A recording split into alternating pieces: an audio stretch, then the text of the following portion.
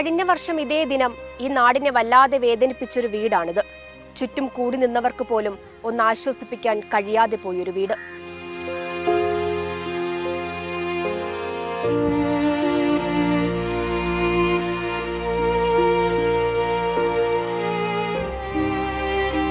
വലിച്ചെറിഞ്ഞ മാലിന്യം തേടിയെത്തിയ തെരുവു നായ്ക്കൾ ഇല്ലാതാക്കിയതാണ് ആ കുരുന്നു ജീവനെ. വീട്ടുമുറ്റത്ത് നിന്ന് കളിച്ചിരുന്ന 8 വയസ്സുകാരിയെ നായ്ക്കൾ കടിച്ചുകുടഞ്ഞത് കഴിഞ്ഞ വർഷം ഏപ്രിൽ 8-നാണ്. പിന്നീട് അങ്ങോട്ട് ഓരോ ദിവസവും അത് അറിഞ്ഞ് അസുഖമാണ് എന്ന് അവിടുത്തെ ഡോക്ടർമാർ പറഞ്ഞ് ഇനി തിരിച്ച് കിട്ടില്ല എന്ന് പറഞ്ഞപ്പോൾ പിന്നെന്താ ചെയ്യണ്ടേന്ന് അറിയാൻ വയ്യാത്തൊരവസ്ഥയായിരുന്നു. വിളക്കുടിയിലെ ഹബീറയുടെയും ഫൈസലിന്റെയും വീട്ടിൽ നിന്ന് നിയയുടെ കുഞ്ഞുചിരി മാഞ്ഞിട്ട് 1 വർഷമാകുന്നു.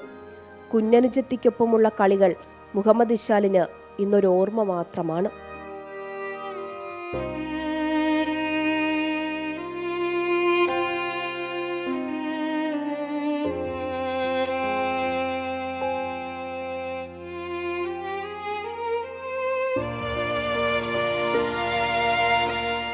എത്രത്തോളം പോവാം എന്നൊന്നും ഞങ്ങൾ വിചാരിക്കുന്നില്ല. കാരണം സർക്കാർ ഡോക്ടേഴ്സ് അല്ലേ, സർക്കാർ സംരക്ഷിക്കാതിരിക്കത്തില്ലല്ലോ.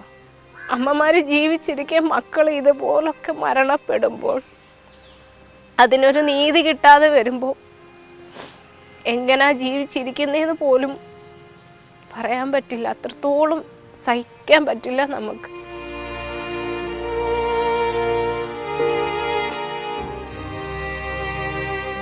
എൻ്റെ ഈ വേദന ഒരു കുടുംബത്തിനും പറ്റരുത് എന്നാണ് ഞങ്ങൾ ചിന്തിക്കുന്നത്. ഇനി മുന്നോട്ട് പോകാൻ തന്നെയാണ് ഞങ്ങളുടെ തീരുമാനം. ഒരാഴ്ച മുമ്പ് മകൻ ഇശാലിനെയും നായ്ക്കൾ കടിക്കാൻ ഓടിച്ചു. ഒരു ജീവൻ നഷ്ടമായിട്ടും ഇവിടത്തുകാരുടെ ജീവിതം ഇന്നും നായഭീതിയിലാണ്. മാറ്റമില്ലാത്ത സിസ്റ്റത്തിനെതിരെയാണ് ഈ അമ്മയുടെ പോരാട്ടം. സ്വന്തം നാടിൻ്റെ സംരക്ഷണം വേണം എന്നുള്ളൊരു സർക്കാരാണെങ്കിൽ ഇതിനൊരു പരിഹാരം കണ്ടെത്താവുന്നതല്ലേ ഉള്ളൂ. ഇനി അതിനെതിരെ ഇറങ്ങണം എന്നുള്ളൊരു ചിന്തയിലാണ് ഞങ്ങളിപ്പോൾ കഴിയുന്നത്. മനുഷ്യനല്ലേ, ജീവിച്ചു പോകണ്ടേ.